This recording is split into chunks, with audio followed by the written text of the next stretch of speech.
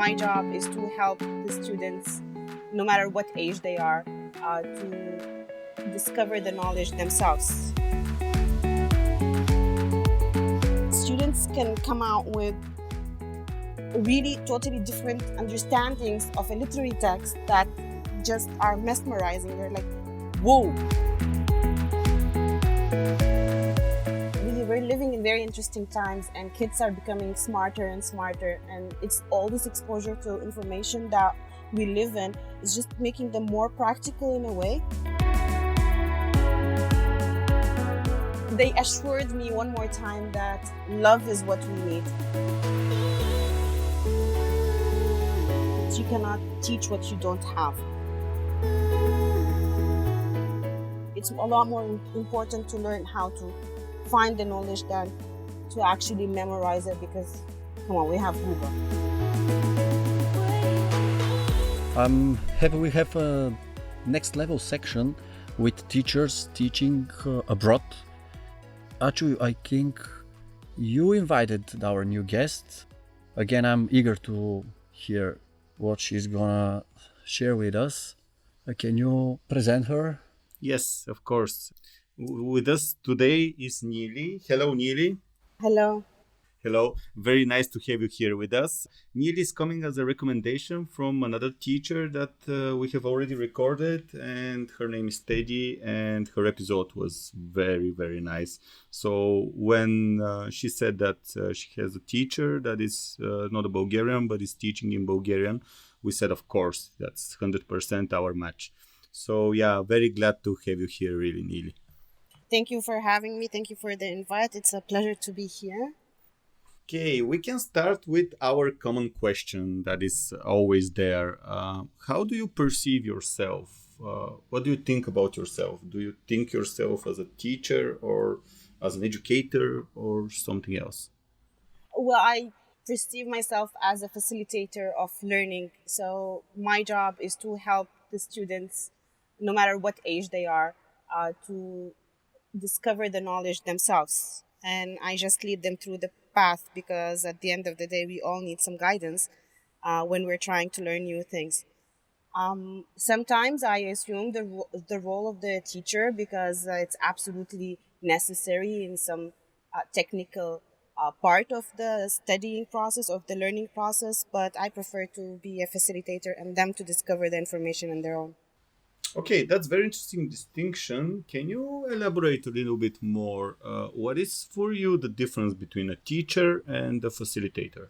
Well, the facilitator of learning is a person who guides, who gives like the beginning of the line for the learner, and they allow them enough space, safe environment to learn, to get to where they want, to accumulate as much knowledge as possible according to their interests, to their needs, to their capacity of learning, because we're all different and we all have different capacities. Whereas a teacher will dictate, will limit the student or the learner in what they are learning. That is the main difference for me. What I love to do in my classes is just, start a discussion, have the students themselves discover where they need to go. If they're going in a direction that is very far away from where I hope that they would get, I will just very simply nudge them in the right direction. But they do the learning themselves. Do you find other teachers or other facilitators, exactly like you, with the same philosophy? I think that there are more and more facilitators of education, educators, people who want their students to recognize their talents and recognize the information that they need. I think since we were students, since we were in school, things have changed dramatically, and I'm very happy to see that. And why do you think there is a change? Why do you think now there is more search, or more people want more to be free to find their talents, and there is a need for such kind of educational facilitators like you compared to the past when we were students, as you said? Well, there are many, many reasons. The biggest and most obvious reason, obviously, is that we are not in the in the industrial revolution era anymore. We don't need to know the same things anymore. And we have obviously the internet, which gives us unlimited resources, really unlimited resources, something that we could not have done when we were students, like 15 years ago or 20 years ago when we were in middle school or high school. It would have been extremely difficult to find this many information. But at the same time, now the need for having facilitators of education or learning is that because there are so much information out there, it's very easy to get lost and to, you know, grab the wrong information or follow the fake news, something that we keep on talking about right about these days. So it's really, really important that we have facilitators who are managing the education process, the learning process, and going in the right direction, something that was not very necessary before, because before we just had these textbooks or the, I don't know, the 1,000 books that are in the library that we can refer to, and that's about it. And something important for me, because there are a lot of teachers who are still practicing teaching, and maybe they want to become facilitator in education. How do you think is the best way to make this transformation? And what is the first step according to your experience? For me personally, the first step was just letting go, giving a chance to the students to discover on their own. Don't get me wrong. I'm just like anybody who entered the teaching world 15 years ago. When I started, I really wanted to be a teacher because this is what I know. This was the only model that I have seen.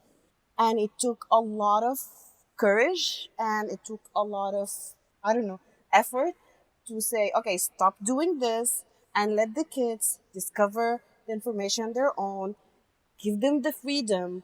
That moment when we start trusting that our young people actually have the ability to find their information on their own, this is the key moment for any teacher turning into a facilitator. If we cannot make that, if we cannot reach that moment, we can ask the colleagues or people around us who are already there to help us and guide us through that process, because it's not easy. It's really not easy, especially that most teachers are kind of like control freaks. We really want to control what's happening because we really love our students. We want to make sure that they are in the best place possible. Sometimes this kind of like holds us back a little bit. And that is what we really need to try to work on. That's great. Great sentence, and I really like it, especially the part in the beginning. I got hooked up on letting go, which is for me also was one of the hardest parts, just to give the students the freedom to express themselves and to learn on their own. So yeah, thank you for this. And yeah, what kind of students do you teach, and what kind of subjects? Currently, I'm teaching in the American English Academy. I teach students in the middle and high school. So this is grades 7 to 12. And I teach English language arts, which means English and literature. Mainly, I'm also a drama teacher, which is something I really, really enjoy, because I feel like performing arts are a really amazing place for kids to discover themselves. Very good, very good. Okay, so I can imagine that you have a lot of different classes, and some of them might be a lot more different than your co-teachers or co-facilitators that are around you. But can you give us a specific example on something that you do in one of your classes you choose, and what is the thing that is interesting for the students? Right. So the example that I can give you is my literature classes, because usually in the literature classes we get to read a literary work and then we get to discuss it first, you know, the whole class together, and then we break into groups and we can discuss it. And I'm going to mention just how it turned from being a teacher to a facilitator. So when I started, it was, okay, let's read this whole, I don't know, literary text together, this excerpt that we're reading together, and then we're going to discuss it. And I really like to push the discussion in only one way, the way that I thought was right. And little by little, what I discovered is that students can come out with really totally different understandings of a literary text that just are mesmerizing. They're like, whoa, wait, it can be understood in this way. Hold on, let's try to think of it in a different way. And this is when I see, while we're doing this big discussion together, and I see how kids are grouping their understandings of this literary text, I try to put them in these groups and have them discuss it more and give me like one final conclusion of what they have understood. So this really takes time, and it takes a lot of patience, because they need to be able to find a language between each other that makes them feel united in their answer, that makes them feel confident in their discussion or in their point of view or argument. So basically, this is what I do usually in literature classes. Okay, do you have a specific example on a text and something that you can share with us? Oh yeah, actually, we were reading Romeo and Juliet. We're working on Romeo and Juliet, the famous play of William Shakespeare, with grade 9 students. And after we have read like the first and second act of we were kind of like divided into 3 groups. Some kids thought that that's so sweet, they're so in love, oh my god, that's amazing. Other kids were like, no, this is such a stupid story. These kids are just, very irresponsible. They are not thinking ahead. This is very unreasonable what they are doing. I can understand that point of view maybe a little bit more. And the third group were like, this is going to end up so badly.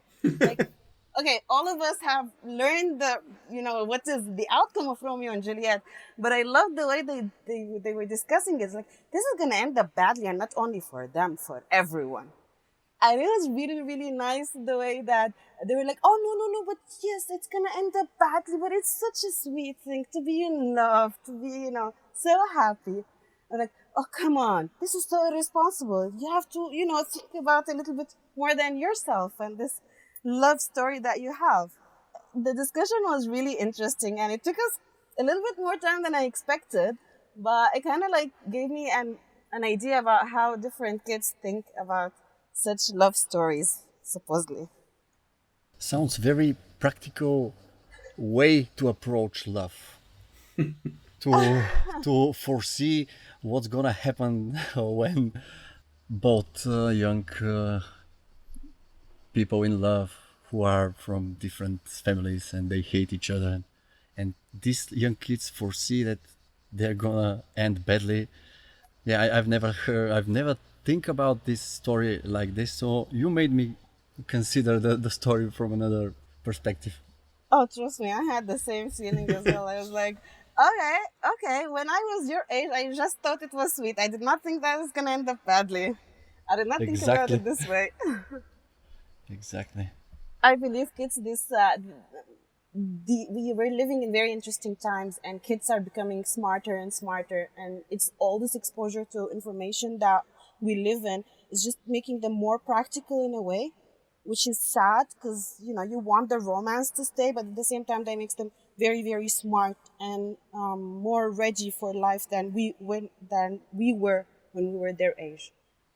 What's the reason for that? Why do you think it's like that? Why they become so practical?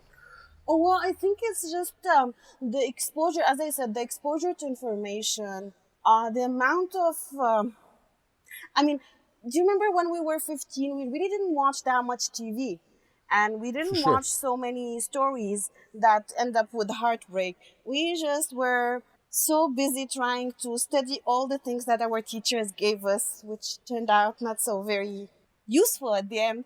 But we never actually thought of the consequences of what we were doing. And these kids kind of like think of it a little bit more, I guess. The information that they have, the analytical way of thinking that they have is different than ours. They're just a little bit more advanced than we were, in a way. So, what did you learn from your kids? Can you share something you've learned and not expecting? Wow. I've learned that they assured me one more time that love is what we need.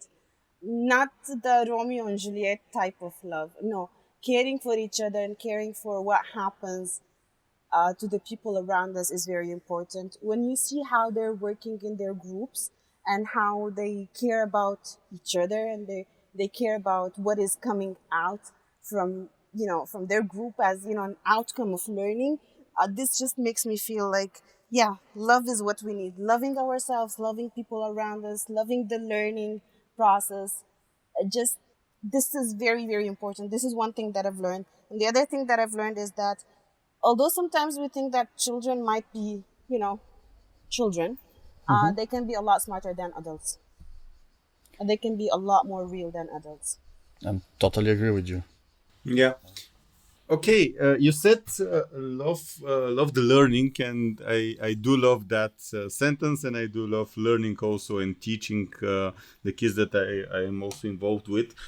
How do you think, do you have any other suggestions or ideas on how to create more love for learning in kids? The most important part for every teacher to know is that if we as teachers don't love what we are doing, the kids cannot have that feeling towards it. You cannot teach what you don't have.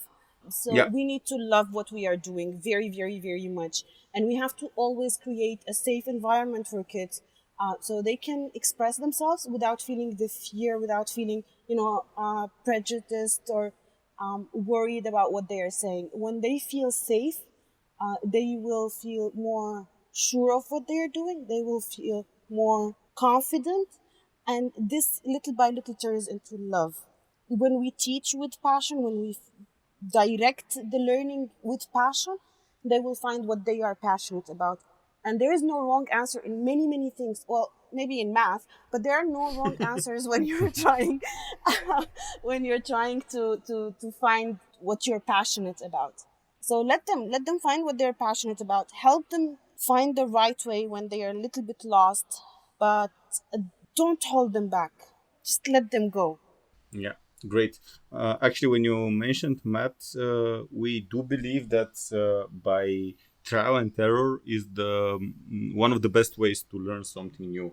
And even in math, if you present a problem to a student and they don't get it right in the first time and they don't belittle themselves or don't think that they are wrong all the time, they will try again, and this is even greater learning. So yeah, I can say that I agree with you totally. Yeah, that's exactly what I'm talking about, Angel. This is the safe environment that I'm talking Yeah, about. You exactly. learn by making mistakes. If you don't make mistakes, that means you're not learning. You're just repeating as a parrot. And there's a huge difference between the two processes. Yeah, great. Is it the same at your school or at other places that you were teaching or you were facilitating learning? Have you seen this a lot around you? Because you're saying this as something that is very normal and something that is like day to day common knowledge. And we agree that this is true. But is it the same way around you currently and even before?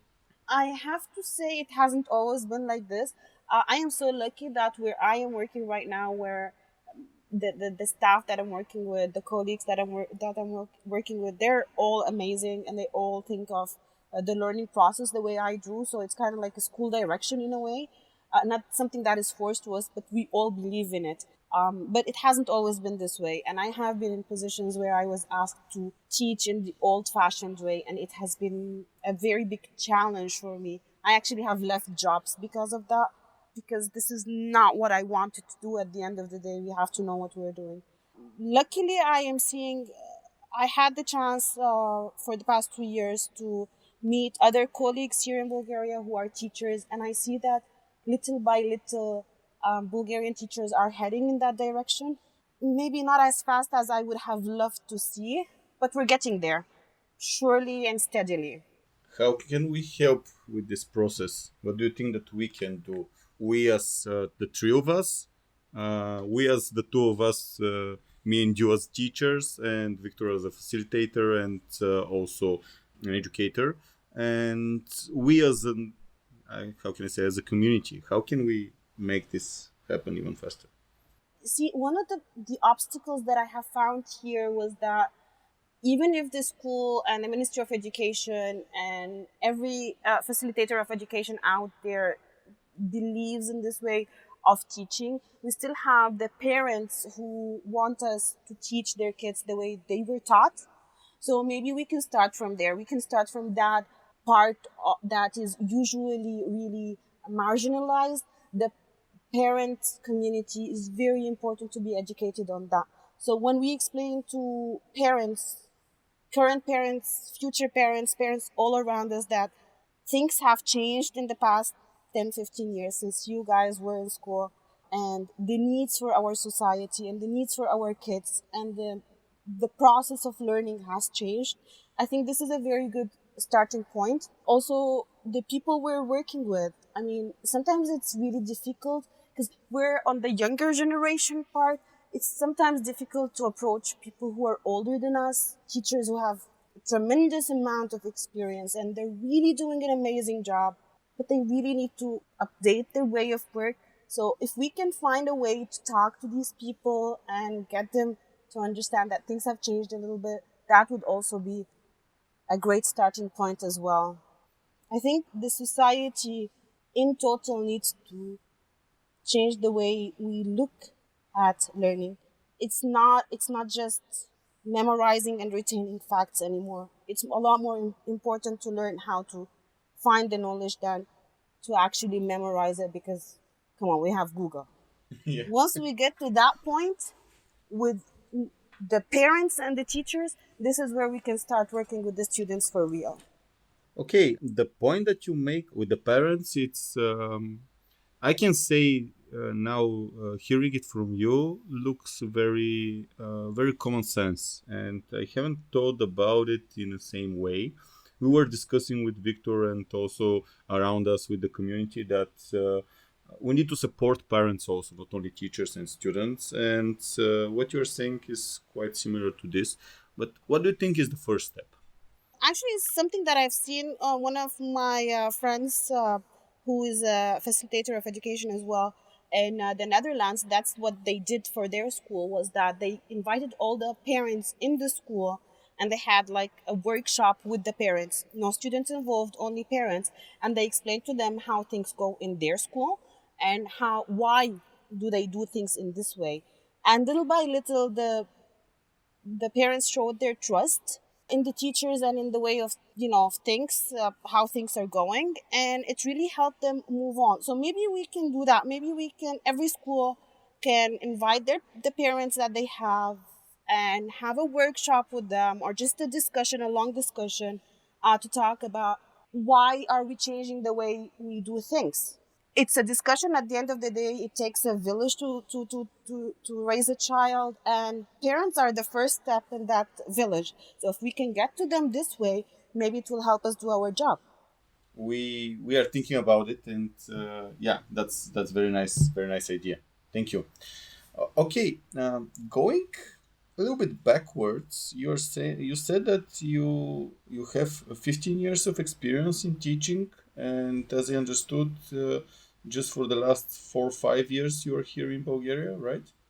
Yeah, I've been here since 2013. Okay, So so 6, 7 years. Yeah. 6, 7 years already. Yeah. Okay, so where have you taught before, and what is the experience there, and how are the things different there? Well, I started teaching in Syria. That was way before the war started, and I started in a very small local kindergarten that taught in English. It was the first time I actually interacted with kids, and it was totally different. But the school has been following the Montessori way, and it was really interesting because again the kid had the choice of learning on their own, and this is, I think, where a lot of my educational beliefs stemmed from. So after that, I moved around in Syria to a couple of schools, again following the same kind of liberal teaching, in a way it was called, if I translate it from Arabic. Yeah. Okay. And then the war started, so I had to move around. So I worked in Dubai, and in Dubai things were a little bit difficult because on the one side the school was really ahead of its time, and really, I mean, this, I'm talking about 2010, things people didn't even learn about what it means to be a facilitator of learning at that time in that part of the world. But the school was already ahead of time. But then we had this clash with the parents that I've been talking about earlier, and it took us a lot of effort to get everybody on the same page. It was really an amazing experience because international education there is really international, and we have people from literally all around the world. Again, it made me feel so privileged to be able to work with so many different people. After that, I moved to Saudi Arabia, again, a very international setting. Again, the same clash between open-minded teachers, very traditional parents, and students who are getting lost in the middle, but we made it work somehow. Then I came here. And wow, I was shocked in the beginning because I started teaching in the Lebanese school in Bulgaria, and things were totally different. I mean, for the very first time, I was teaching a national curriculum, the Lebanese national curriculum, which is totally different from the international curricula that I taught before. And it took me a while to understand how things are different, and they are different. Little by little, I wasn't even sure that I wanted to stay in education. So I did my master's in international business communication, and I went into event management for a year. But then I just missed being with children so much. It's such a blessing to work with children. So that's when I moved to American English Academy and got back to my international background. Thank goodness for that. Oh. I'd like to ask something, and I believe would be very useful for many teachers around the world already, because we are broadcasting already outside Bulgaria. Can you give us an example for the flow of your class? One of your classes, one of your days. What's the flow? What are you doing being a facilitator? So usually the classes that I have are 40 minutes.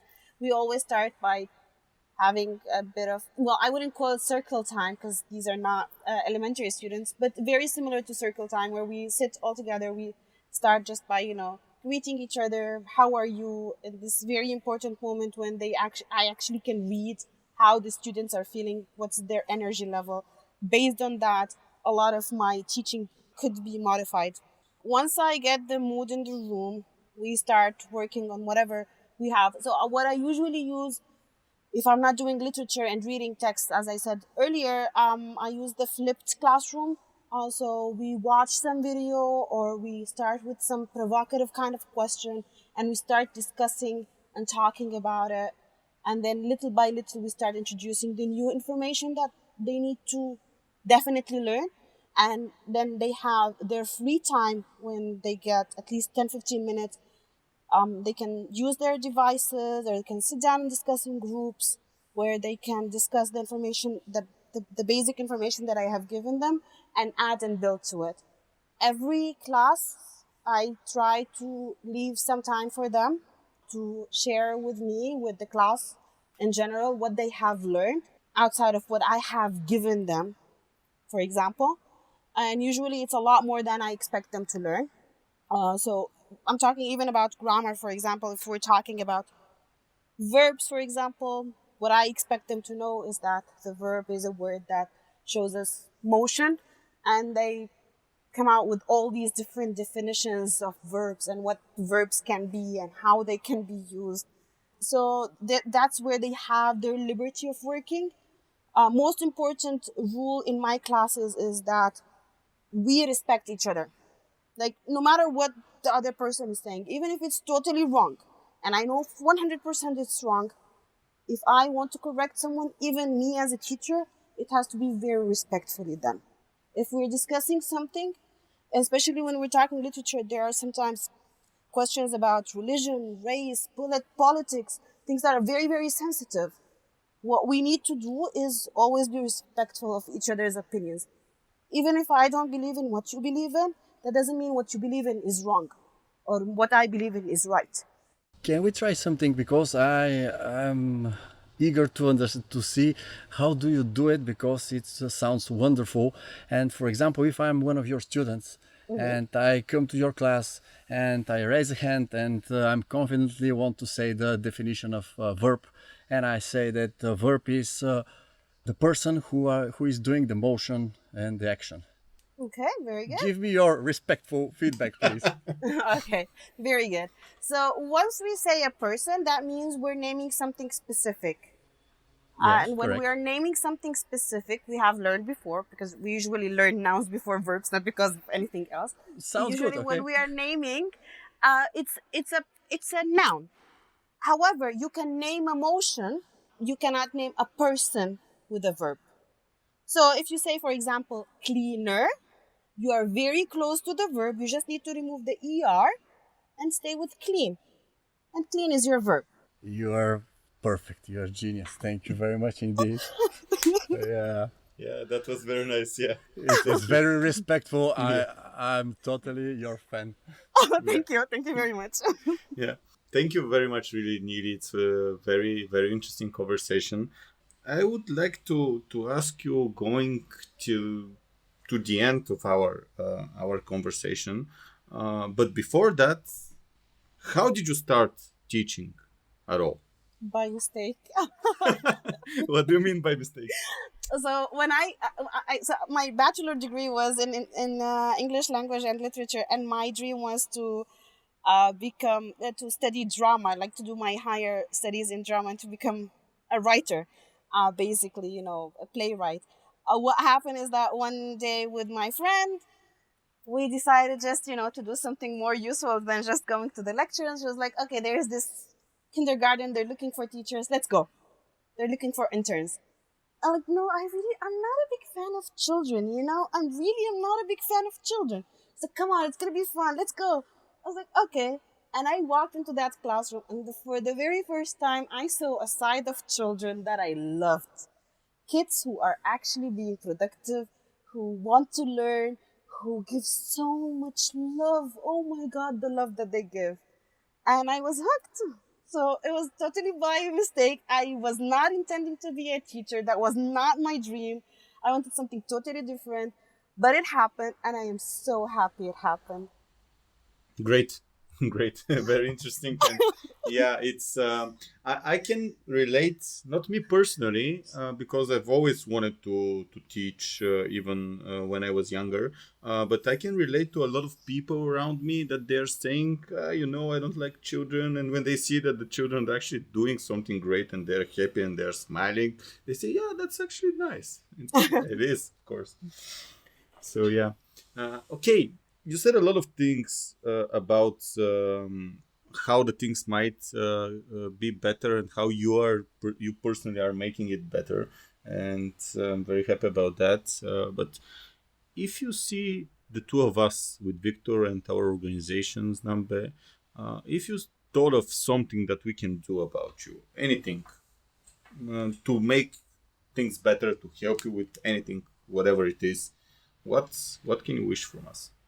Well, what I wish from you is just to continue your amazing work, because you're doing amazing already, by sharing teachers' experiences and lives and different different techniques that they are using in their classroom. So keep on doing that. This is really amazing. We learn a lot from each other as educators. You can start approaching the parents as well, so we can fix that relationship that we have with our parents all over the world. Maybe make a special episode only for parents. Why not? Let's talk about modern education. I think this would be a great idea. Maybe just if you collect all these information that you're getting from all the amazing teachers that you're hosting, and I don't know, turn it into some kind of workshop that we can do for other teachers who need help being pushed in that right direction. That is also a great idea. So we can all work together. At the end of the day, as I said before, it takes a village to raise a child, and we have the entire population of the world. Their children are in our hands. So we need to help them. We need to work together for that. Great Sounds wish. inspiring. Yeah. Yes, it is. It's a huge thing to get ongoing, but yeah, you wished it for, so yeah, we might as So well do it's it. gonna. We have to do it. Yeah, exactly. Yeah. Well, I I'm have, right here if you need help. for sure. I will be very happy to talk with you again and to work with you. And I have two more things to ask in this podcast. First, because you shared already that you speak in Bulgarian fluently. Yeah. So, what's your opinion? What do you think about the name of our platform, Znam.bе? Well, when I first learned Bulgarian, they told me that the word "be" is not very sophisticated. Let's put it that way. Exactly. So It's just two letters anyway. It's not that sophisticated. yeah, I was told not to use it, preferably with people that want to show respect to. But I think in the same way, it really like makes it more how to put it, familiar. It makes it informal, so I really love it. And Islam, I mean, we all think that we know, even though we don't always know.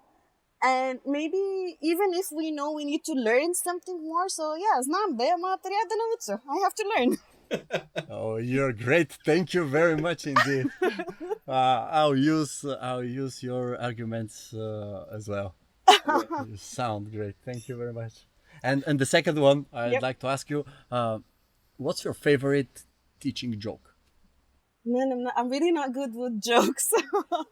I really can't think of anyone. Although they have, especially from my Indian side, because I'm half Indian, from my Indian side, they have really amazing jokes about teachers, but I really can't think of one. I'm sorry, Victor. Doesn't matter. Next time. Next time. Yes, if you come up with something, we'll be happy to share. Absolutely. If you have a joke in Hindi and you can share it in Hindi, it's also good. Unfortunately, that's a language that I have not learned fluently yet. Okay. So this is something, by the way, I really love to teach my kids. It's not I don't know. It's I don't know yet. Yeah, I don't know nice. yet. So one day I will learn Hindi and I'm going to say it in Hindi for you guys. Okay, great. Let's end in a different way then. If you want to, if you can say something to all the children in Bulgaria and actually in the whole world, what would you tell them? Wow. I would say believe in yourself, and whatever you do, it doesn't matter if people think it's great or not. Do it the best way you can possibly do it. If you want to be a cleaner, be the best cleaner. If you want to be a doctor, be the best doctor, or at least strive for it. Because it really doesn't matter what it is, as long as you do it with passion and with all of your heart. Because love is what we need. Great. Yes, it is. Thank you very much, Neely. Thank you guys for having me.